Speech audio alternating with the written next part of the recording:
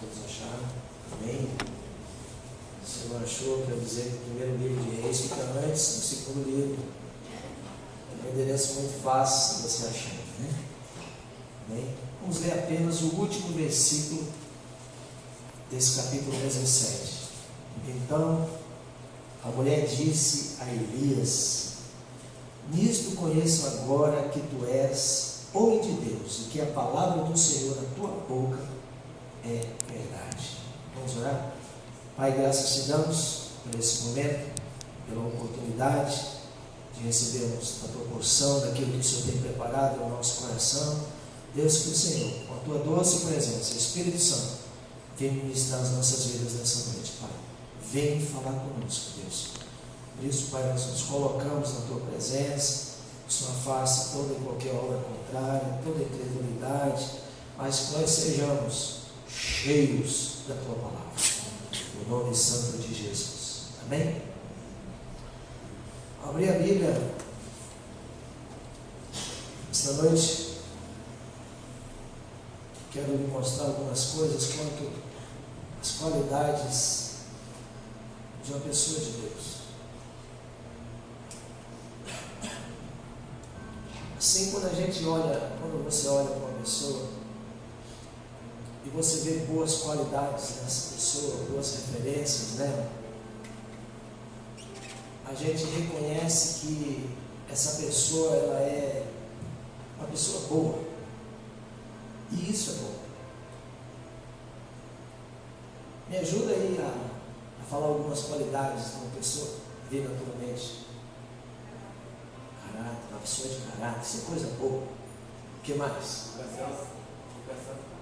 Educação, uma pessoa honesta. Como? Humilde, confiável, uma pessoa séria. Isso é algo importante, não é verdade? São qualidades que têm sido deturpadas pela caminhada. Mas eu entendo uma coisa: a maior qualidade de um homem e de uma mulher, a maior qualidade de uma pessoa, é ela ser reconhecida como uma pessoa de Deus. Amém? Amém? Porque essa qualidade está acima de todas as outras. Não adianta ser reconhecido com excelência por todos e não ser reconhecido por Deus como alguém de Deus. A gente começa a olhar aqui nesse texto, né, que nós lemos aqui no versículo 24, que a viúva de Serepta, ela diz a Elias, né, agora reconheço que tu és homem de Deus, que a palavra que sai da tua boca é verdade. Elias foi identificado como um homem de Deus. Eu vejo assim, cada vez que nós reunimos em celebração ao Senhor, nós precisamos nos perguntar quais são as qualidades que verdadeiramente as pessoas possam reconhecer na sua vida como alguém de Deus. Você já parou para pensar nisso? Se as pessoas olharem verdadeiramente para você, quais qualidades vai dizer: esse é um homem de Deus, essa é uma mulher de Deus. Às vezes a gente acolhe com tanto apreço tantas qualidades, que muitas vezes nós negligenciamos a principal. Quando alguém chega e reconhece que você é uma pessoa, um homem, uma mulher de Deus, essa pessoa está reconhecendo que você é parecido com Cristo. Fala para a pessoa: você precisa ser parecido com Cristo. Amém, irmãos? Você precisa ser parecido com Jesus.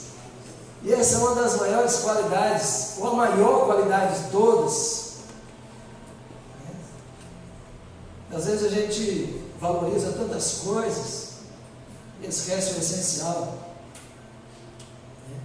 Então eu quero aqui, nesse versículo, fazer uma breve reflexão sobre algumas constatações como ser alguém de Deus. E a primeira constatação: o homem de Deus é alguém que vive na presença desse Deus.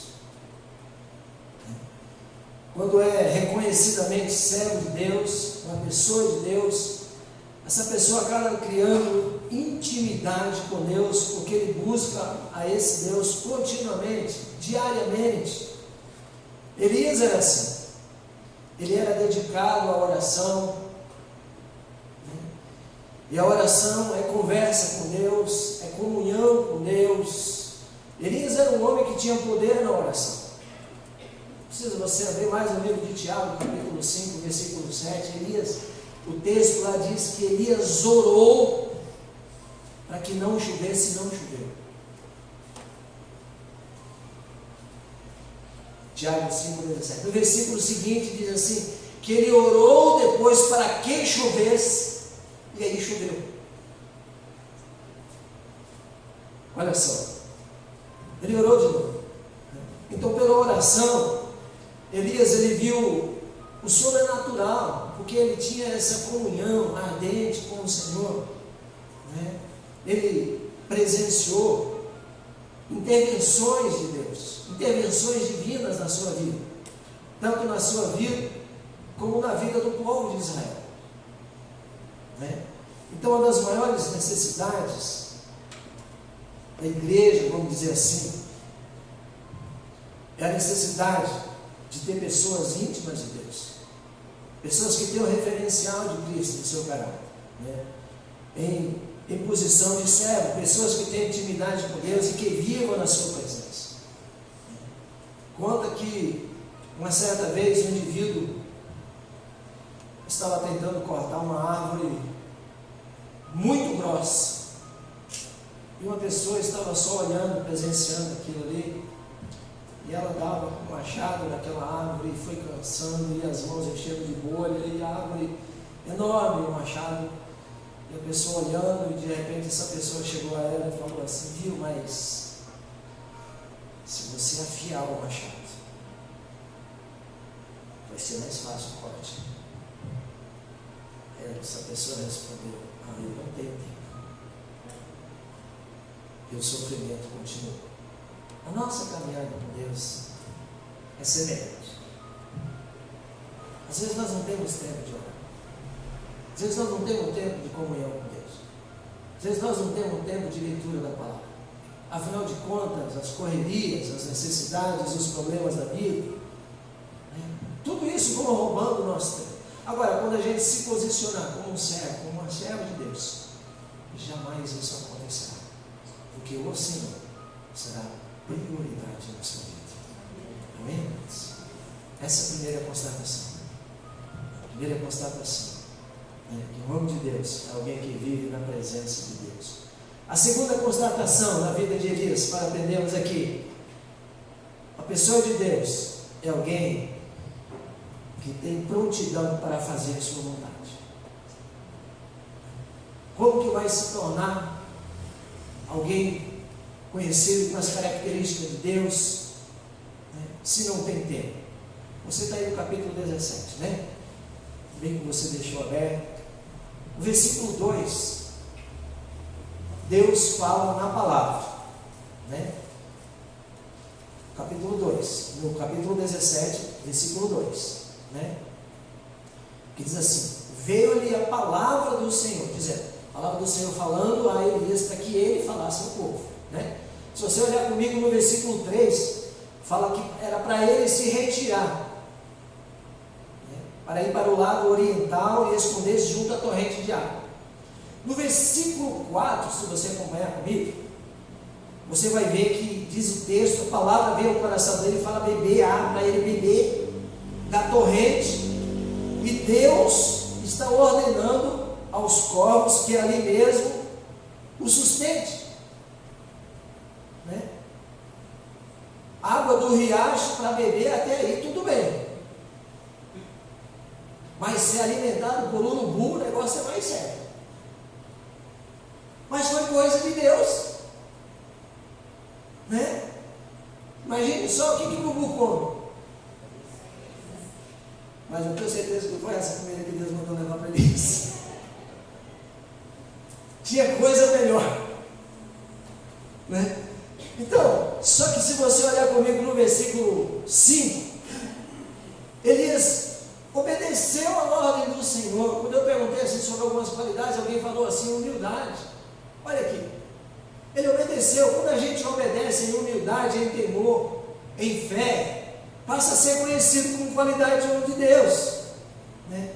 No versículo 6, fala que ele bebia da água do riacho, os corvos vinham trazer pela manhã pão e carne. Então eram os cuidados de Deus, como também pão e carne ao anoitecer, né? E bebia da torrente. Então Elias aqui foi um homem que andou no centro da vontade de Deus. Ele vinha de uma família muito simples, sem projeção, uma família pobre, né? Agora lá no versículo 4, Deus, no versículo 1 melhor, né?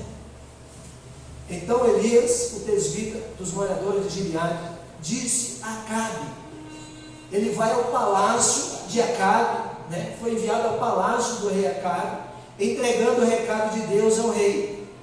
Que glória é isso! Um homem simples, usado por Deus no palácio para falar com o rei. Sabe por quê? Porque Deus estava com ele. Amém? Mas logo depois, Deus manda Elias. Você vê só, aqui ele está no palácio, vai falar com o rei. Depois, em seguida, aqui no texto, nós vemos que ele vai parar no deserto, ou seja, do palácio para o deserto, né? Misericórdia, né? Você faz ideia disso? Vamos imaginar as coisas no palácio. Vamos lá, ilustra comigo. O que tem no palácio?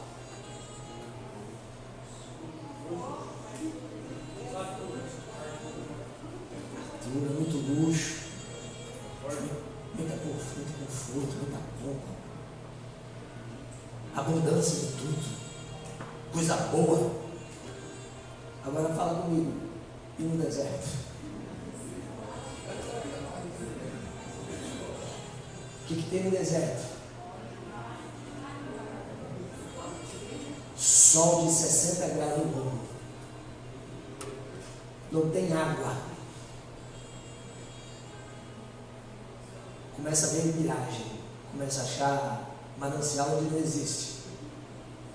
Não tem água, sol ardente, sozinho, sem ter para onde correr. Mas eu vejo mais, que foi no deserto que Elias aprendeu a depender de Deus, a depender do abençoador, mais do que a bênção. O deserto não foi um acidente na vida de Elias. Deus não tirou ele do palácio, lá mandou ele falar com o rei, de lá foi para o deserto, não. Mas eu vejo que o deserto foi uma escola na vida de Elias. Estava no currículo de Deus para a vida de Elias, e ele submete prontamente. Olha o versículo 5 comigo. Foi, pois, e se fez segundo a palavra do Senhor.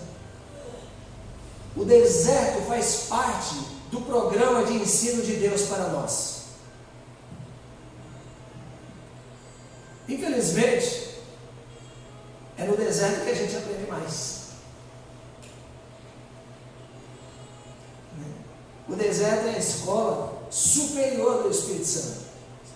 É a faculdade onde Deus treina os seus maiores líderes. Já passou por algum deserto? Sempre entendo assim que Deus, Ele só prova aquele que Ele quer aprovar. Você está passando por um deserto?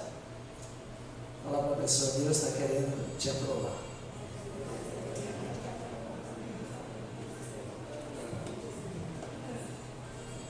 Então, infelizmente, amados, aprendemos mais as coisas de Deus no deserto do que nos tempos bons.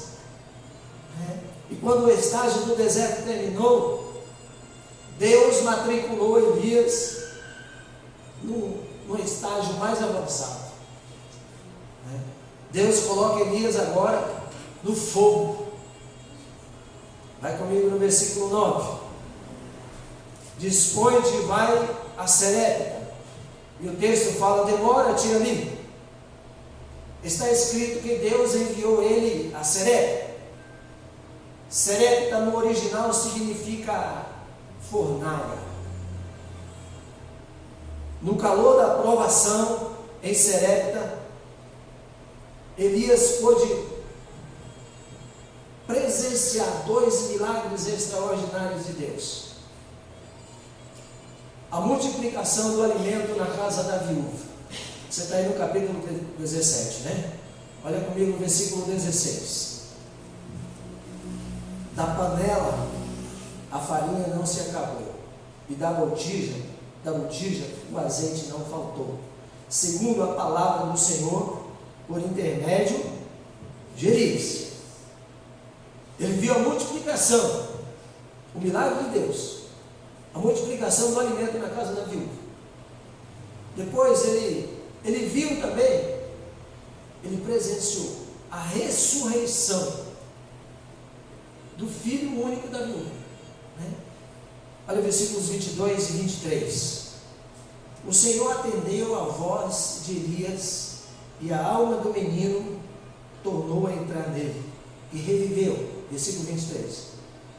Elias tomou o menino e o trouxe do quarto à casa, e o deu à sua mãe, e lhe disse: vê, teu filho vive.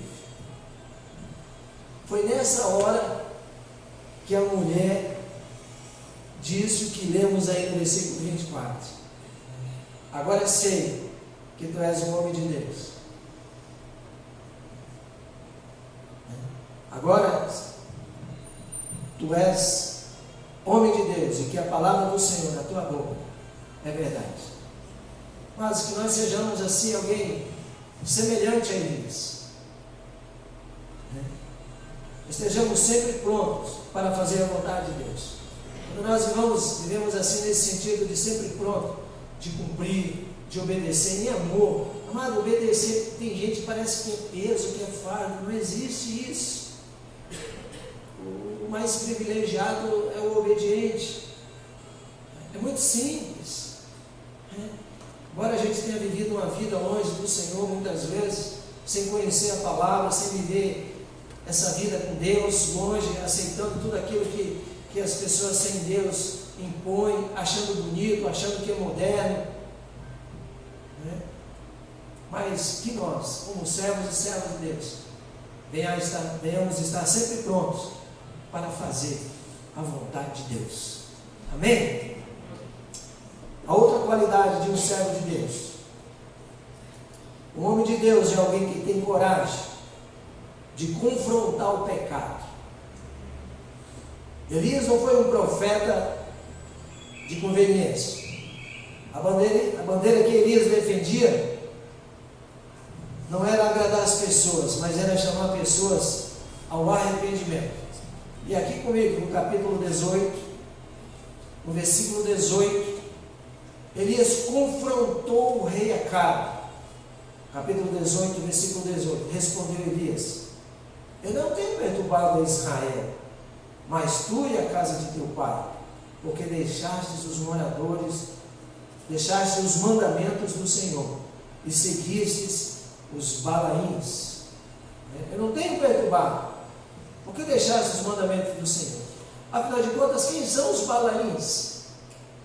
As imagens de Baal.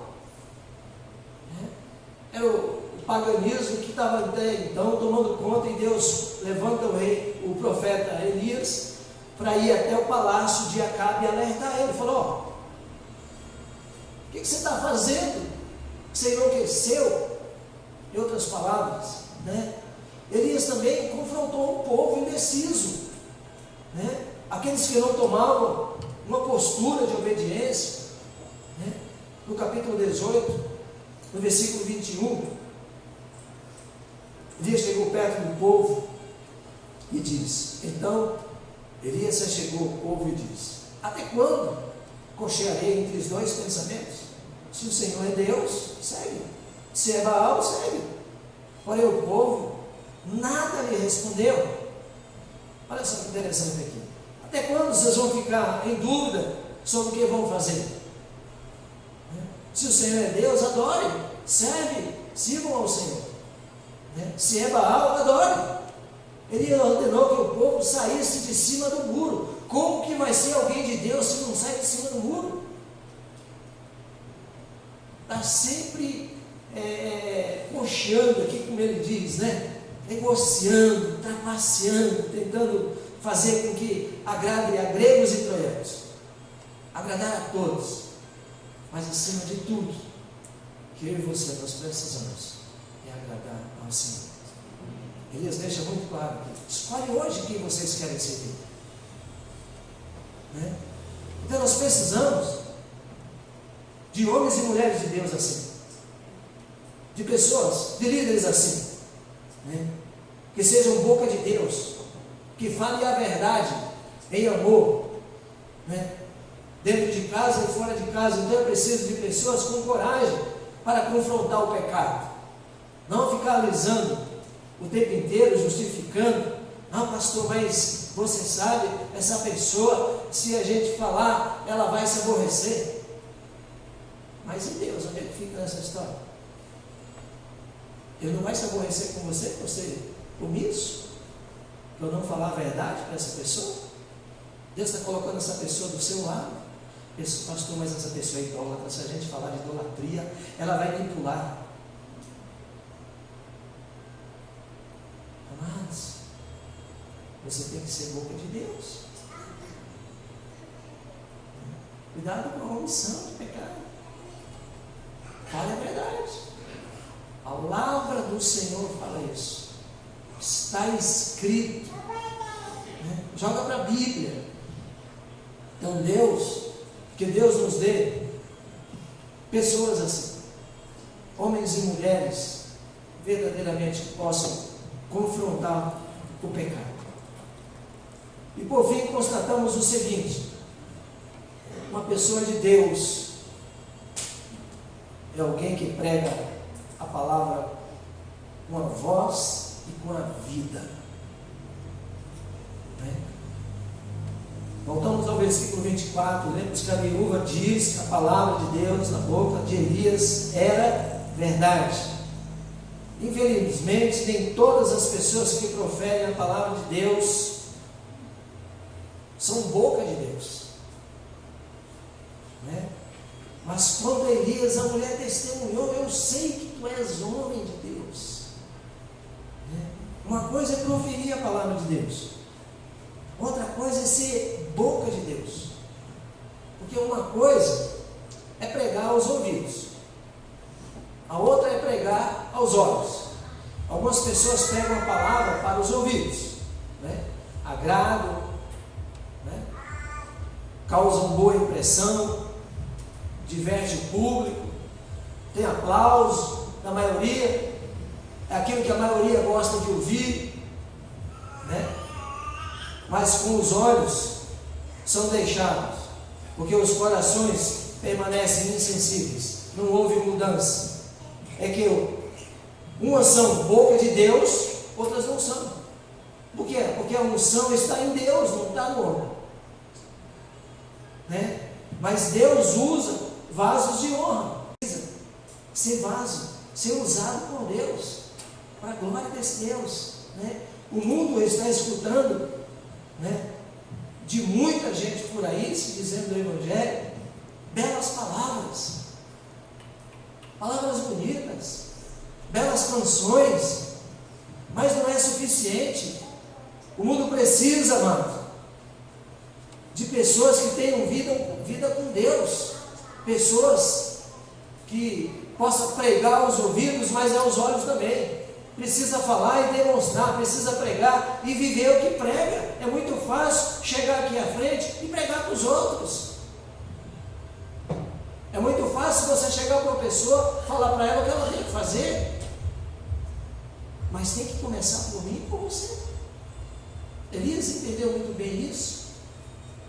Ele testemunha, a viúva reconhece, né? Então nós precisamos de pessoas semelhantes, com essas características, homens que verdadeiramente amem ao Senhor, mulheres que preguem o Evangelho, né? homens e mulheres de Deus, pessoas de Deus, em cuja boca a palavra de Deus são verdades. Então Deus age, a gente sabe muito bem, no poder da fé. Agora, Ele põe a nossa fé em prova. E infelizmente, quando Deus prova alguns, a tendência é fugir. Muitos entram em fuga. Como que vai ser aprovado se fugir? Então, Ele vem com uma providência quando nós nos mostramos perseverantes, fiéis ao Senhor. Esses dias eu ouvi uma tradução sobre perseverante. Não sei qual é o estado, se você anda cansado. Perseverar significa continuar fazendo mesmo cansado. Você está cansado, meu irmão? Quero falar para você, persevere. Está cansado, meu irmão? Persevere. Continuar fazendo. Continuar buscando a Deus, mesmo cansado. Bom, pastor, mas eu não aguento mais. Então vamos orar para Deus e morrer de uma vez. Daí está solucionado o problema. Não, mas não é isso que eu quero. Então persevera, falar para a pessoa. Então persevera. Não é verdade? Oh, mas o negócio, pastor, eu não quero nem ver na minha frente, eu não posso mais suportar. O que você vai fazer? A vida de um cristão é movido pela fé e também por provações. A gente precisa estar verdadeiramente ligado ao Senhor para que no momento difícil, no momento onde as coisas não saiam como a gente quer, porque Deus sabe o que Ele tem de melhor, possa sair segundo a vontade de Deus. O Senhor requer de nós que tenhamos fé, testemunho de vida, para ser reconhecido como um servo de Deus. Não vou dizer nem as pessoas, mas Deus olhando, fulminando assim o seu coração nesse momento. Quais as qualidades de Deus que Ele vê em você? Até quando? Então é a voz do Senhor que te chama para ser uma pessoa de Deus, para se tornar características de Deus nesse mundo pecaminoso. Então é preciso força, é preciso perseverar, é preciso superar as provações da vida, renovação de espírito, para que possa caminhar como o Senhor deseja. Elias sofreu barbaridades aqui, então é preciso acreditar, buscar Deus e perseverar, que no tempo certo as respostas virão, porque a nossa tendência às vezes é a gente acabar enfraquecendo com poucas coisas. Então, se a gente se manter de pé, eu queria que você abrisse aí no livro de Isaías, capítulo 26. É isso que vai acontecer. Quando a gente se manter de pé, a gente verdadeiramente, você será reconhecido como alguém de Deus.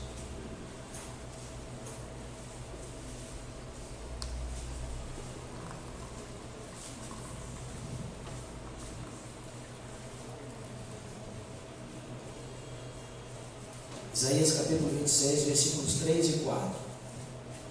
Tu, Senhor, conservarás em perfeita paz aquele cujo propósito é firme, porque ele confia em ti. Eu gostaria que você lesse esse versículo, você vai ler conforme está na tua tradução. Tu, Senhor, conservarás em perfeita paz aquele cujo propósito é firme, porque ele confia em ti. Amém? Confiai no Senhor perpetuamente, porque o Senhor Deus é uma rocha eterna. Ele está falando que o Senhor conservará em paz aquele que o seu propósito é meia boca. Não é isso. Ele fala, aquele cujo propósito é firme. Por quê? Porque ele confia no Senhor. Até onde vai a sua confiança? Até quando a conta lá no banco está tudo positivo, sobrando dinheiro. Quando falta dinheiro? Muitas vezes o desespero bate a porta. Aí é hora de você aprender a confiar em Deus. Você pegar uma tesoura, contar os cartões de crédito e falar assim: agora eu vou viver pela fé. Porque eu preciso aprender a confiar em Deus. Elias foi para o deserto. O deserto não tinha comida. No deserto Deus proveu comida para ele. No deserto não tinha água. Deus botou uma fonte do lado da caverna para que ele fosse tomar da água. Quais são as provações que você tem passado e você tem fugido da presença do Senhor? Quantas coisas Deus está te chamando para que você venha alinhar a sua vida com Deus, e muitas vezes estamos fugindo. Então a gente vê que o homem de Deus passou aqui do palácio, pelo palácio, foi para o deserto, passou pelo fogo, do palácio para desfrutar das coisas boas. Agora deserto é lugar de provação, mas também é lugar de restauração. É no deserto onde acontecem as maiores restaurações da vida, porque é onde a gente aprende a se apegar com Deus. Deserto é lugar de restauração. Fogo é lugar de purificação. A gente possa aprender, assim como Elias, nesse homem de Deus, aprender que nós precisamos dessa fonte. Abre lá João capítulo 7, para a gente entrar numa breve conclusão aqui. João capítulo 7, vamos.